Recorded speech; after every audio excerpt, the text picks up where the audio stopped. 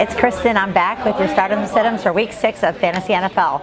I hope your teams are doing well because this is kind of the make or break point of the season where you really need to start pushing for some wins here to make your playoffs. First of all, your bye weeks this week, you have the Bills, the Bears, the Colts, and the Raiders, so make sure you don't have any of those guys in your lineups. So first, we're off to quarterbacks. I love Russell Wilson this week, going to my Cleveland Browns and playing against them. Cleveland is giving up the 17th most points to fantasy quarterbacks. Wilson is an MVP candidate all around. His throws are amazing, so he's your number 4 quarterback this week, but you're starting him at Cleveland. Another game I love is this Arizona-Atlanta game. Atlanta's going out to Arizona. I like both quarterbacks. I think this is going to be a shootout. Kyler Murray got his first win last week. Atlanta has 0 interceptions, and they're allowing 12 passing touchdowns, so Matt Ryan should have a field day out there. I also think Kyler Murray's going to have a big day.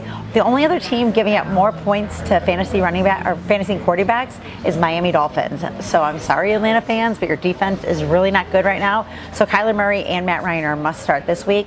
I like Gardner Minshew this week against New Orleans. I had him on the bench last week, but New Orleans is giving up an average of 23 points to opposing running backs. And if you have a Josh Allen or a Jacoby Brissett and you need someone, try to look for Gardner Minshew on that waiver wire. If he's not available, another guy you should look for is Kyle Allen. He's going to London to play Tampa Bay Buccaneers, and I think he's having a good day out there. So, he's a good substitution for a bye week. I'm not saying start him all season. Speaking of the Buccaneers, I am benching Jameis this week against that Carolina pass defense.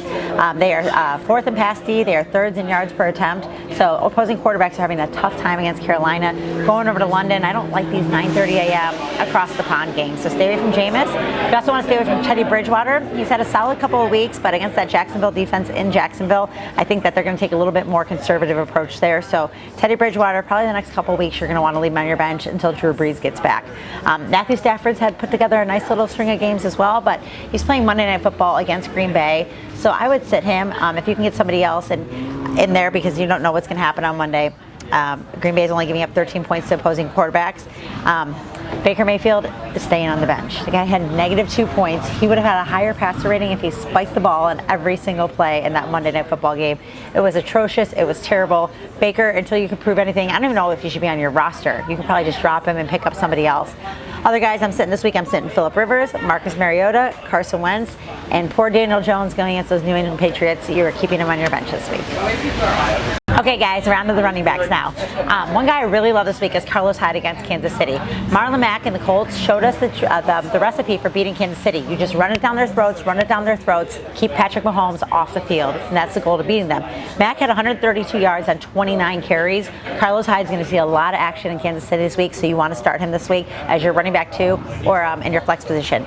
Nick Chubb, I know the Browns sucked and they couldn't do anything, but Nick Chubb is the only bright spot of this offense this year, and Seattle is giving up 5 yards per carry. He's getting 5 yards per carry on his carries for his first 20 games, and Seattle's giving up a lot of room to running backs here. So I am starting Nick Chubb, even though the Browns are terrible. You have Derrick Henry at Denver. He had a great start of the season, fell off a little bit, but Denver is giving up the 7th most rush yards, so you want Derrick Henry out there. Kerryon Johnson, he came off his best week going into the bye week, week 5, and Green Bay is allowing a lot of yards to running backs. They've allowed 4 touchdowns to running back in the last 4 games, and Kerryon Johnson's playing on 72% of the snaps, so he's seeing a lot of action there. So Kerryon Johnson Monday night in Green Bay, you definitely want to start him. I think he's going to be your start of the week. Also, Sony Michel, he hasn't had much production. He finally found his way last week. You want to start Sony Michel and James White against that poor Giants defense, and I'm liking Adrian Peterson and Chris Thompson this week. So if you need a guy, grab a guy off waivers. If you have a Frank Gore or David Montgomery, look at any of these Washington running backs. They're going to Miami, putting this new scheme with Callahan, so I think Callahan's going to maybe run the ball a little bit more. The quarterbacks have been doing well there, so I do like the Washington Redskins running backs. The one tandem I don't like, I do not like these Tampa Bay running backs in London. Ronald Jones, Peyton Barber, one has a good game, another has a good game. They're getting 50-50 carries. Yeah, until they name a number 1 starter there, I'm staying away from these Tampa Bay running backs because you don't know what you're going to get. Ronald Jones might have a great game, but the next week it's going to be other ones. So just stay away from them until you know. Your sit of the week is Jordan Howard against Minnesota. That Minnesota defense is outstanding against running backs. They've only given up 1 rushing touchdown this entire season. So you want to keep Jordan Howard on your bench. Miles Sanders too, if you have him as well. Joe Mixon, he's only averaging 3.7 yards per carry. They're playing Baltimore in Baltimore. and Cincinnati's throwing in 70% of their plays. So you do not want to have a Cincinnati running back, whether it be Joe Mixon or Giovanni Bernard, unless you have to. Also, LaShawn McCoy was terrible last week. He only had 2 catches. He lost a fumble. I'm sitting LaShawn McCoy versus Houston. Damian Williams is back, so he may have a lot more carries than LaShawn. LaShawn, I think, might get a little bench time for those fumbles. So those are your running backs.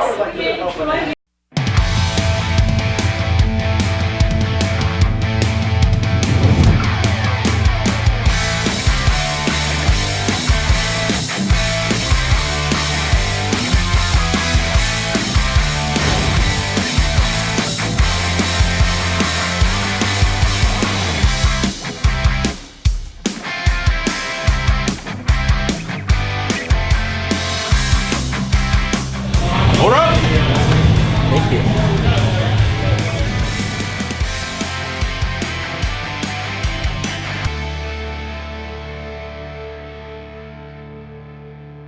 All right, guys, we're on to the receivers now.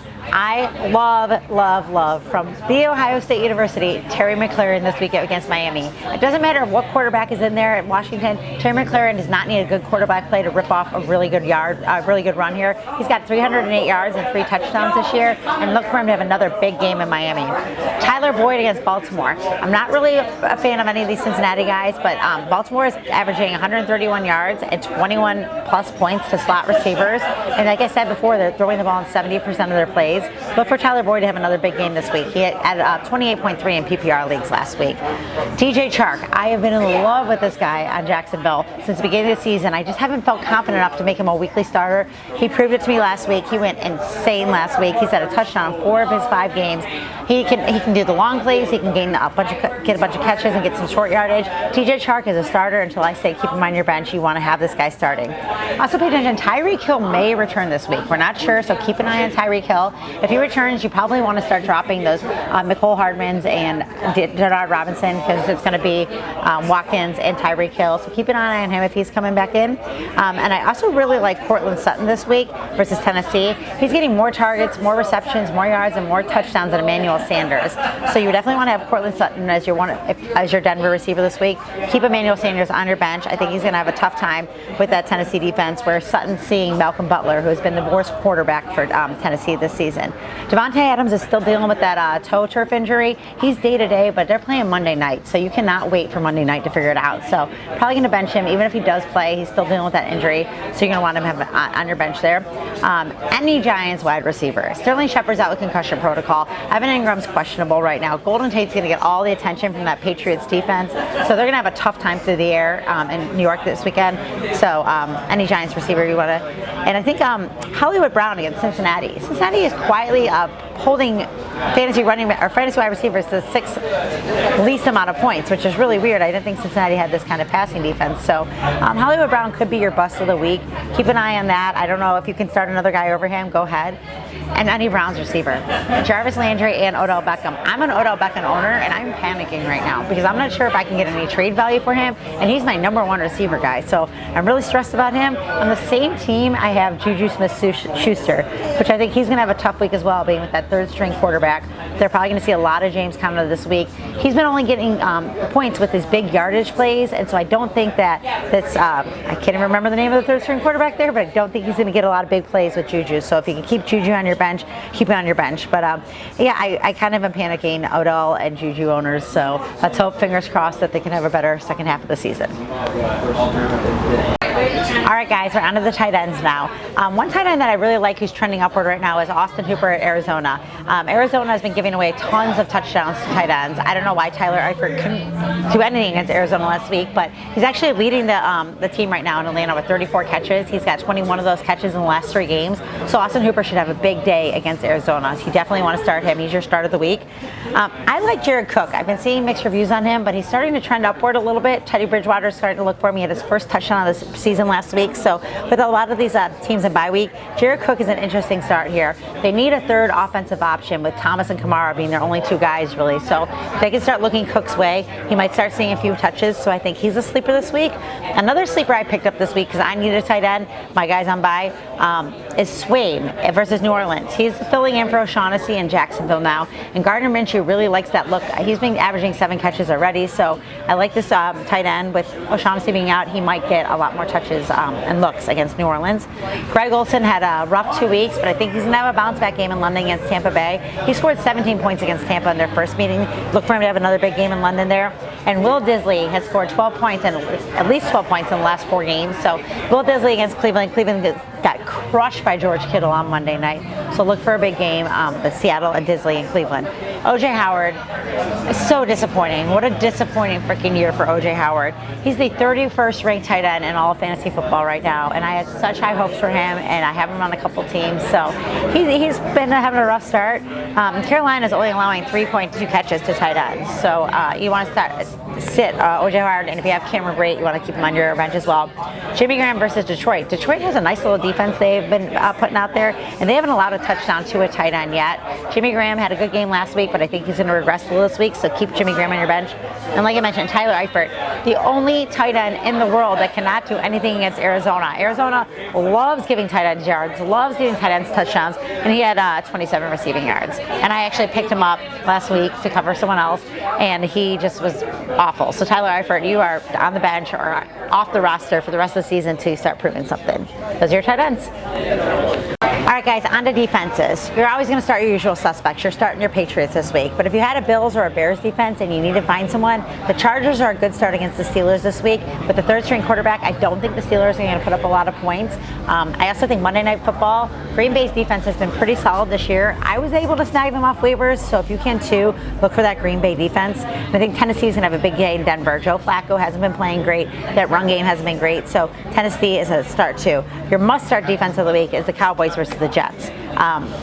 They're expected to get 13 points. I think they're going to shut the Jets down, so you definitely want to start that Cowboys defense.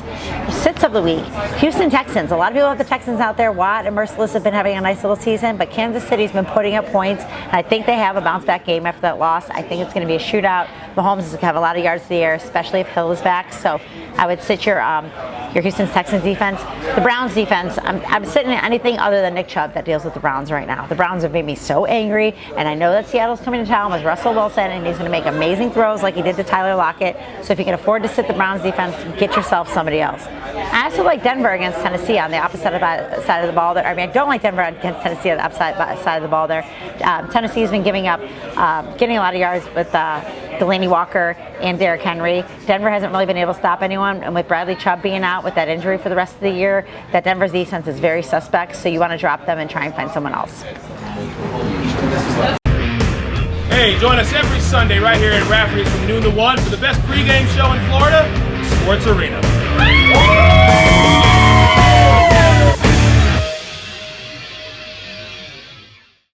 Hey guys, thanks for watching the Sports Arena on YouTube. If you like this, you want to see more of this, get more content, insight, please be sure to like and subscribe to our page. And you can always follow us on Facebook, Twitter, and go to our website, www.thesportsarena1.com.